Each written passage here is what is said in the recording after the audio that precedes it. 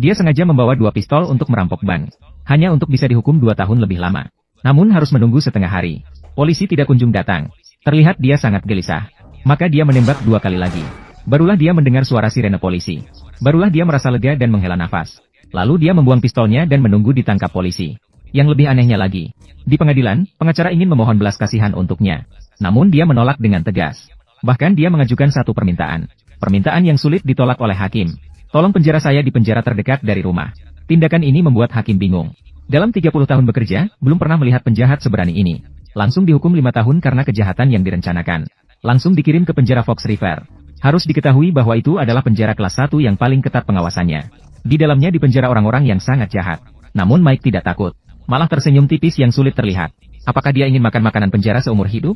Jawabannya tentu saja tidak. Karena ditangkap adalah langkah pertama rencana penyelamatan dia. Namun dia meremehkan kegelapan penjara Fox River. Baru masuk langsung diintimidasi oleh wakil kepala polisi. Memperingatkannya bahwa di sini hanya ada 2 aturan. Aturan pertama adalah jangan berharap apapun. Aturan kedua adalah ingat aturan pertama. Awalnya Mike tidak menganggap serius. Namun begitu kembali ke penjara, dia menyadari ada yang tidak beres. Para narapidana di sini tidak memiliki belas kasihan. Siapapun yang tidak disukai langsung diserang. Orang lain malah tidak terkejut. Malah bersorak-sorai dan memberi dukungan. Hanya Mike yang ketakutan menelan ludah. Dan hari-harinya yang pahit baru saja dimulai. Belum sempat duduk nyaman. Dia langsung diberitahu bahwa direktur penjara ingin bertemu dengannya. Teman sekamarnya, Sukli, mengingatkan Mike untuk berhati-hati. Karena sang kepala penjara selalu misterius. Mungkin akan melakukan sesuatu yang tidak dapat dijelaskan kepadanya. Namun, kekhawatirannya jelas tidak perlu. Sebenarnya, sang kepala penjara hanya ingin meminta bantuan Mike. 3 bulan lagi. Ini adalah hari peringatan pernikahan mereka. Dia ingin memberikan model Taj Mahal kepada istrinya. Dan Mike adalah seorang insinyur arsitektur jenius. Kepala penjara berjanji kepada Mike. Asalkan dia datang ke sini untuk bekerja 3 hari seminggu. Mengirim seseorang untuk merawatnya secara diam-diam. Seharusnya, itu adalah bantuan dari sang kepala penjara.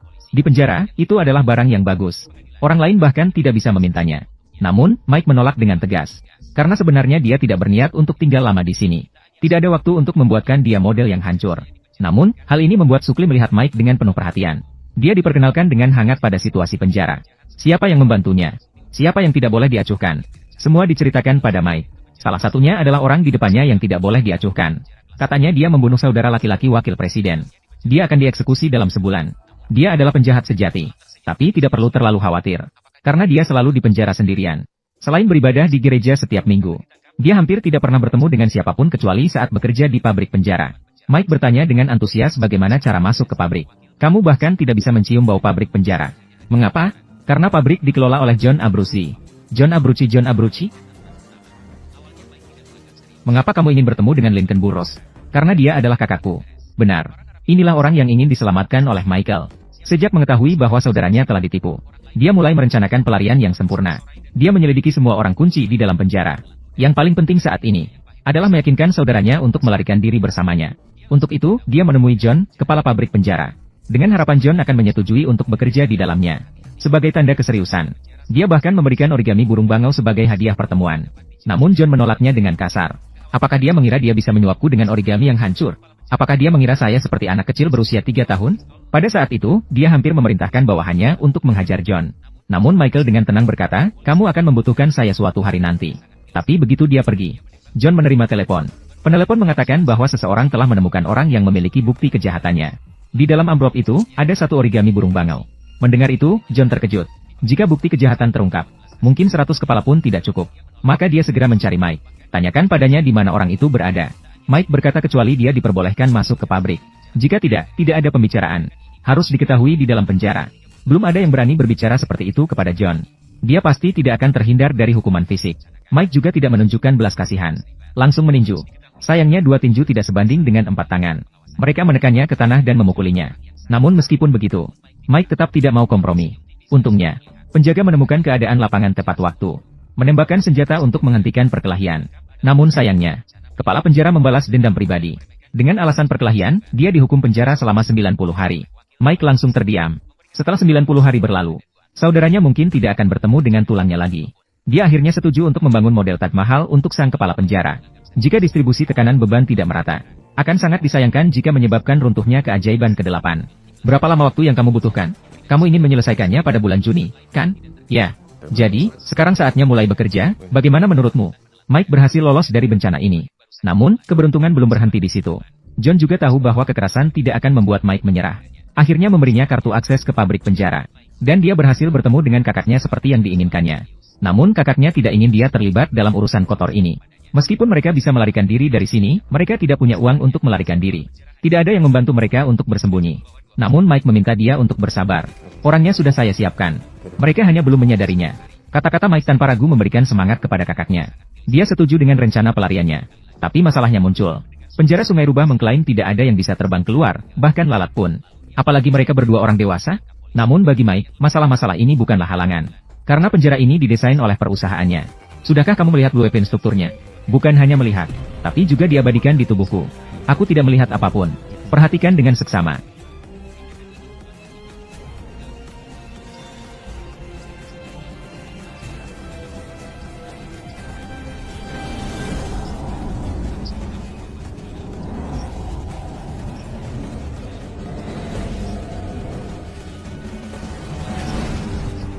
Ternyata Mike sudah merancangnya sebelum masuk. Dia sudah mencetak blueprint penjara di tubuhnya. Dan rahasia itu tersembunyi di lapangan. Rencana pelarian resmi dimulai. Dia melihat sekelilingnya. Akhirnya, matanya tertuju pada saluran air. Lalu dengan sembrono melemparkan majalah ke lantai. Kemudian, saat tak ada yang memperhatikan, dia diam-diam menyelipkannya. Majalah itu tepat menutup saluran air. Kemudian kembali ke sel dan melipat satu origami burung bangau lagi. Kali ini, siapa lagi yang akan dia berikan? Dia cepat melipat origami burung bangau.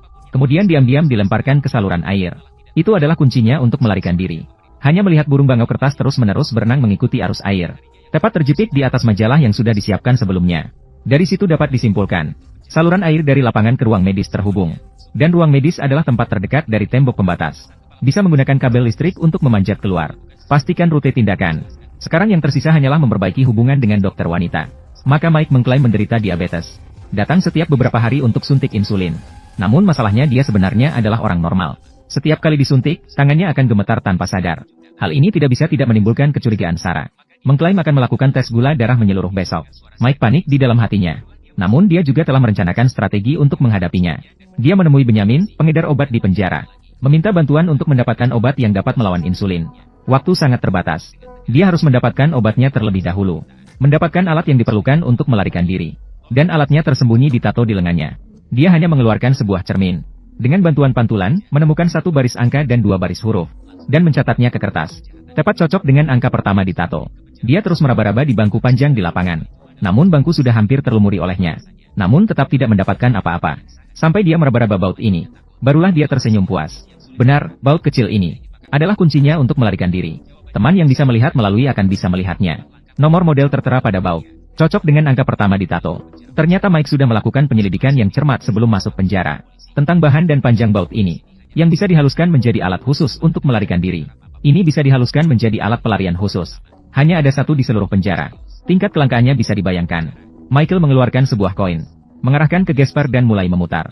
Namun yang tidak dia ketahui adalah, bangku ini adalah wilayah Buck, pembunuh sadis. Buck datang ke arahnya dengan pengikutnya. Namun dia tidak berniat untuk menghukum Michael. Malah membuatnya duduk dengan mantap. Ternyata dia tertarik pada wajah cantik Michael. Ingin mengundangnya untuk bergabung dengan geng saudara perempuan. Sayangnya, Michael sama sekali tidak tertarik untuk berhadapan dengannya. Sambil menggunakan retorika dan berinteraksi dengannya. Sambil diam-diam memutar baut. Siapa sangka Buck masih licik. Memperingatkannya tentang perbedaan hitam dan putih di penjara. Seperti dia, anak muda kulit putih seperti ayam muda. Jika tidak ada yang melindungi, tidak akan tahu bagaimana mati. Namun asalkan Michael bisa menangkap sakunya. Tidak ada yang berani melukainya. Tapi kamu sudah punya pacar. Ada satu lagi di sini. Saya akan baik-baik saja. Jika aku tidak melindungimu, orang-orang hitam akan memakanmu seperti kacang. Aku tidak setuju. Jadi lebih baik kamu pergi sekarang. Pergi sekarang juga. Michael hanya bisa bangkit dengan tidak rela. Untungnya baut sudah diputar setengah olehnya. Keesokan harinya dia datang lebih awal untuk bekerja di bangku. Tapi belum lama memutar. Langsung dihadang oleh Buck. Dia segera menyembunyikan baut di belakangnya. Dia merasa tidak akan ketahuan. Namun itu hanya anggapannya. Keluarkan barang itu bagaimana? Michael pun hanya bisa mengikuti perintah. Ternyata Buck salah mengira baut sebagai senjata. Mengira dia akan membalas dendam. Langsung ingin memerintahkan anak buahnya untuk menghukum Michael. Penjaga penjara juga menyadari keanehan di sini. Langsung mendekat untuk menghentikan. Jika baut ditemukan oleh penjaga penjara, mereka mungkin semua tidak akan bisa lolos begitu saja. Untungnya, Buck juga tahu siapa yang lebih penting. Dengan pura-pura menguap, dia memberikan tugas kepada anak buahnya. Meskipun Michael lolos dari bencana, namun baut juga jatuh ke tangan Buck. Untuk mendapatkan kembali baut tersebut, Michael diam-diam masuk ke sel Buck. Mulai mencari di sekeliling. Tetapi jika seseorang sedang tidak beruntung, bahkan minum air dingin pun bisa tersangkut di gigi. Kamu lari masuk ke kamarku buat apa? Michael tahu bahwa dia mungkin tidak bisa menghindari hari ini. Dia pura-pura tenang dan mengatakan bisa membantu mereka berkelahi. Namun syaratnya adalah harus mengembalikan baut sebagai senjata. Meskipun tak kekurangan tenaga kerja di sini. Namun dia tidak percaya pada Michael. Kecuali dia bisa membuktikan kesetiaannya saat panggilan berikutnya. Dengan membunuh seorang pria kulit hitam untuk menunjukkan loyalitas. Jika tidak, jangan harapkan baut itu. Bahkan nyawanya pun tidak akan diselamatkan. Yang lebih malang adalah, adegan ini bahkan dilihat oleh penjual obat terlarang. Penjual obat selalu mengira bahwa Mike adalah dari faksi netral. Itulah mengapa dia setuju untuk membantu. Sekarang terlihat seperti itu sama sekali bukanlah kasusnya. Maka dia menggunakan alasan memberikan obat. Mengajak Mike ke sudut yang terpencil. Apakah kau baik-baik saja, muka polos? Setelah perkataan itu diucapkan, langsung dua anak buahnya mendekat. Menekan Mike kuat-kuat ke pintu penjara. Bahkan mengancam akan membongkar rahasia Mike saat diinterogasi. Mike sebenarnya ingin menjelaskan padanya. Namun si penjual obat yang marah itu sama sekali tidak mendengarkan. Menumpahkan semua obat di tangannya. Hanya meninggalkan satu botol kosong untuk Mike. Kerjasama kita berakhir di sini. Kau memilih faksi yang salah. Sekarang Mike tidak disukai oleh kedua belah pihak. Sekarang tanpa obat untuk melawan insulin. Maka tidak ada alasan lagi untuk masuk ke ruang medis. Semua usahanya akan sia-sia. Namun yang harus dipikirkan Mike sekarang adalah, bagaimana cara bertahan hidup malam ini. Harus diketahui di dalam penjara. Begitu dianggap bergabung dengan salah satu pihak. Sama dengan dijatuhi hukuman mati oleh pihak lain. Saat ini konflik antara kedua belah pihak sudah mencapai titik tak terakali. Bau mesiu di antara mereka bisa tercium dari jauh. Semua orang mulai menyiapkan senjata, berdesir-desir dan menggosok-gosokkan tinjunya. Apa yang harus Mike hadapi? Pasti akan menjadi pengadilan hari kiamat. Tiba saatnya untuk dipanggil dengan cepat. Saat orang pertama keluar dari barisan, pertempuran kacau yang telah direncanakan sejak lama pun meletus. Para narapidana seakan-akan menjadi gila. Melihat orang dengan warna kulit berbeda langsung menyerang sembarangan. Berbagai trik licik muncul tanpa henti. Berbagai trik kotor digunakan. Pada akhirnya, semua ilmu yang dimiliki digunakan. Tebek lebih kejam. Langsung menggunakan pisau cukur untuk melukai leher. Michael juga didorong dari lantai 2 oleh dua orang kulit hitam. Belum sempat dia berdiri tegak. Dia melihat anak buah itu berlari ke arahnya. Jelas khawatir bahwa Michael akan mencuri dompetnya. Michael juga tidak suka dengan kebiasaannya. Langsung menjatuhkannya. Bahkan dengan cepat merebut kembali baut itu. Namun anak buah itu masih tidak puas. Terus mengganggu Michael. Akhirnya baru saja mendekat. Dan ditikam beberapa kali oleh seorang pria kulit hitam. Jatuh ke pelukan Mike. Adegan ini secara kebetulan dilihat oleh Clark. Dia salah mengira bahwa itu adalah tangan Michael yang bergerak. Bahkan mengancam akan membunuhnya.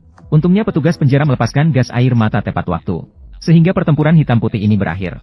Michael kembali ke sel dengan tubuh dan pikiran lelah. Meskipun berhasil merebut kembali baut. Namun benih kebencian juga telah tertanam di hati Clark. Kamu sudah mati, Michael Scofield. Kamu mendengar? Kamu sudah mati. Mendengarkan jeritan kerasnya. Mike tahu hari-harinya ke depan akan sulit baginya. Karena sekarang, tahanan dari segala warna kulit bisa jadi orang yang ingin membunuhnya. Sampai pintu penjara tertutup rapat, dia masih merasa takut. Namun yang tidak terduga bagi Mike adalah kematian asistennya membawa keberuntungan baginya. Penjual narkoba tahu Mike membunuh seorang pria kulit putih. Maka dengan senang hati memberikan obat kepadanya.